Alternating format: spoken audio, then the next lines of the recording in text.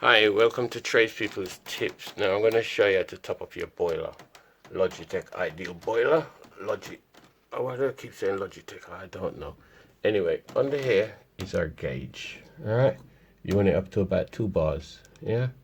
So you need to keep an eye on that. At the moment it's a little bit low because one and a half I should say. Alright, it's a little bit low. Anyway, carry on.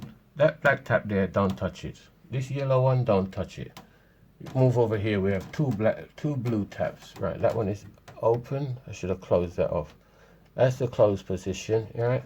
And this one at the back, don't interfere with that one. Over here you have another 2 taps. Black at the back, black at the front. Right, now our gauge is gone up a little bit, I think, since I've spoken to you. But basically what you do, this one, don't interfere with it yet. Make sure it's up. For whatever reason it may be down, make sure it's up. This one, you open it, that will set the water flowing through this chrome pipe. Alright, if you haven't got a pipe connecting the two, I'm trying to get the video. There you go. If you haven't got a pipe connecting the two together, you'll soon find out. As soon as you turn the tap, water will come gushing at it. You turn it back, switch it off. You need the pipe. Alright, find the pipe wherever it's hooked up or kept. Or you may have blanking caps on it, which are like these. Yeah. So if you don't have the pipe, come on, baby, let the good times roll. Come on, baby, let me thrill you. Here we go.